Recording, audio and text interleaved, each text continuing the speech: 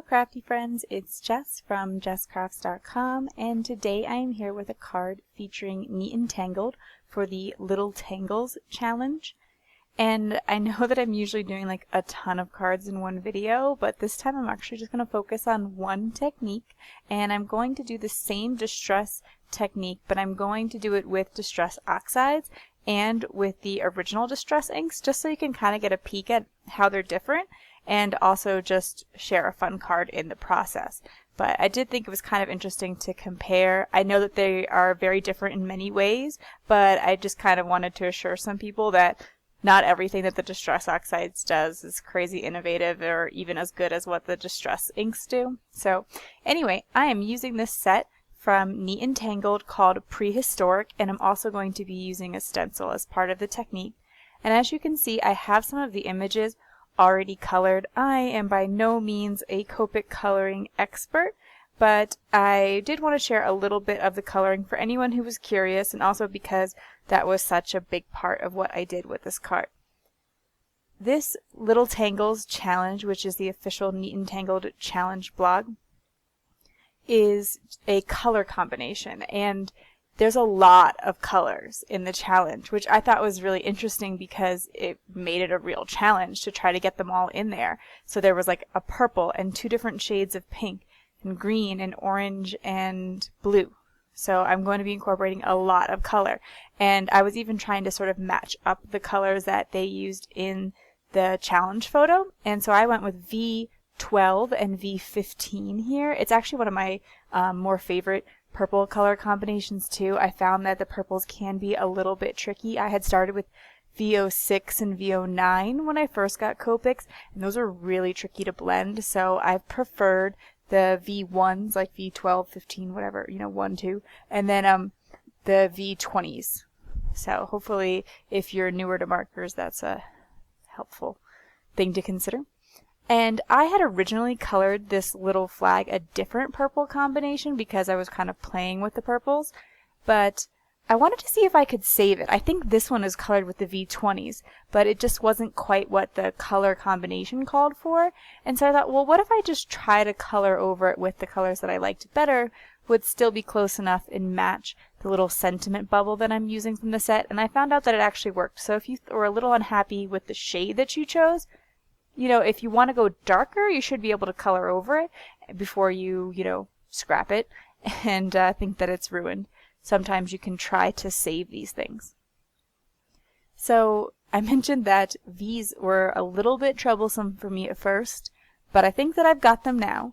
But the pinks, the R's and the RVs, I could use any help I can get. So if you have a good pink color combination that you want to share, please do so in the video description, because I find the pinks really tricky to blend and figure out. But I'm going to use R32 and R13, which probably sounds crazy because they have like nothing in common.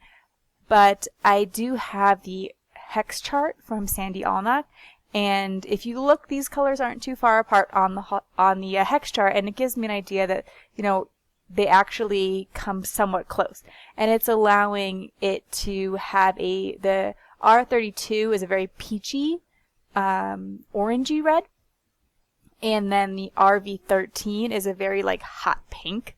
So again, they don't sound that close, but they actually work really well together and blend into a nice pink that still overall has a slight orange tone, which was perfect because I planned on using Worn lipstick, which is also an orangey pink, and I thought that of the pinks I had, it's what matched best with the color combination.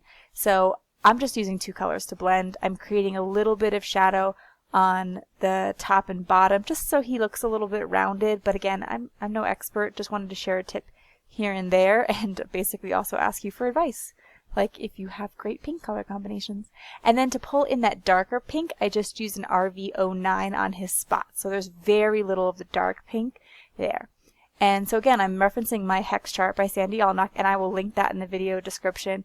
And I'm just trying to find a green color combination that I like for this little dinosaur, and trying to remember what I used on the little girl's dress so that they will match. Because again, there's a lime green in the color combination, so just trying to hit all the little colors as I go in this coloring.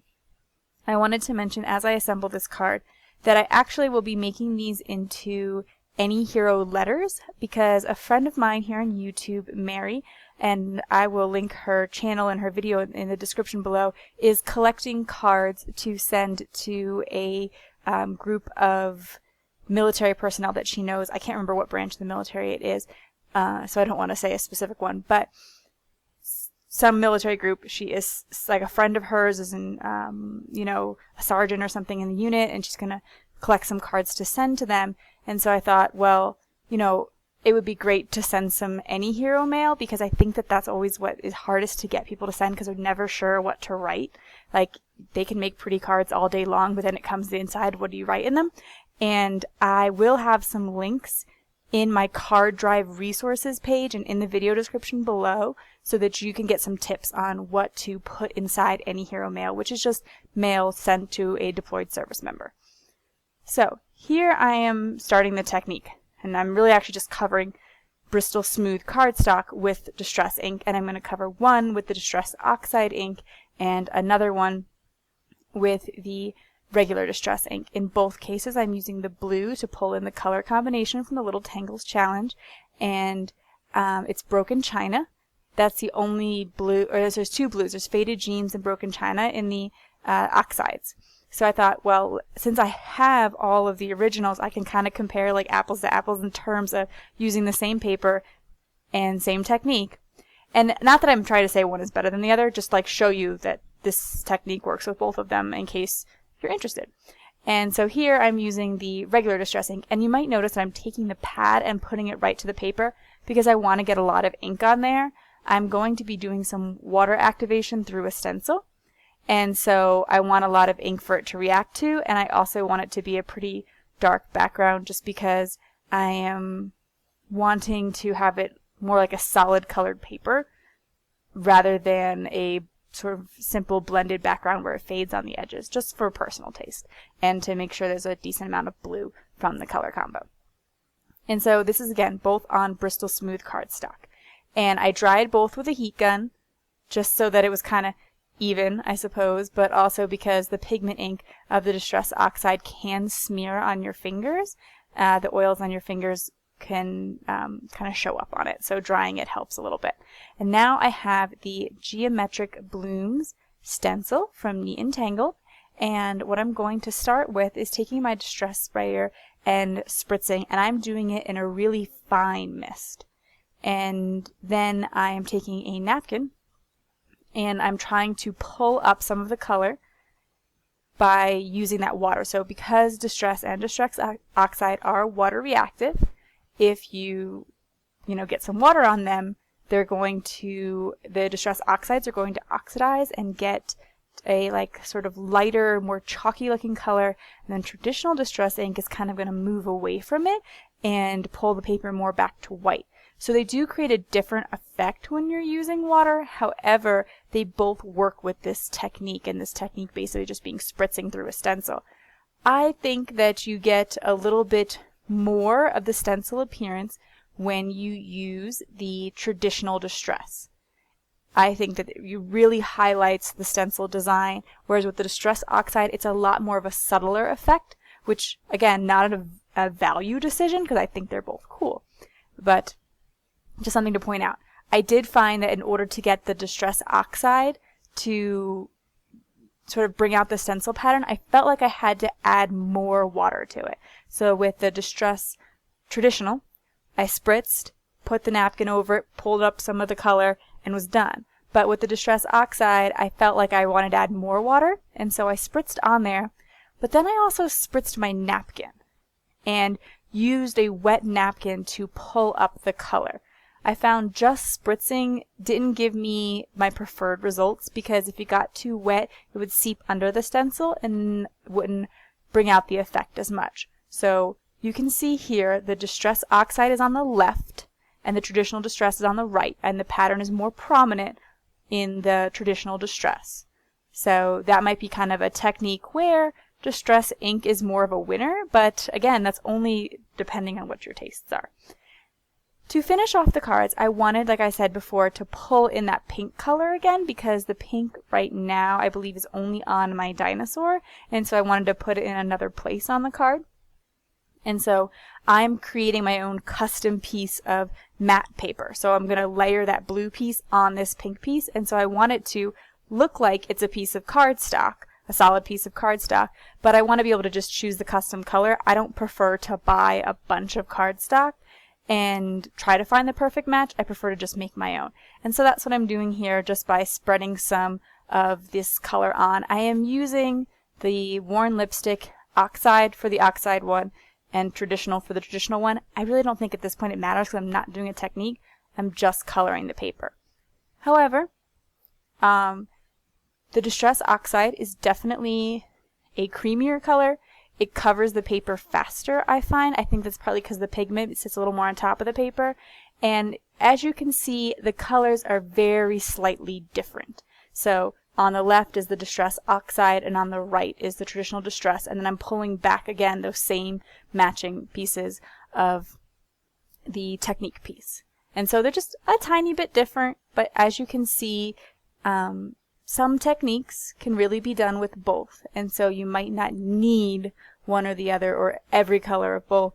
But if you're like me, you probably will wind up with every color of both because they are both super fun and awesome to play with. And now I just want to assemble my scene. As you made the scene at the beginning of the video, I kind of already had this scene in mind. I made this set of cards, and I made one card in this design, and after I created it, I thought it'd be fun to do a few more because I had cut all of these little critters and little designs with my Scan and Cut. I recently picked up a Scan and Cut rather than buying dies for every set that I have.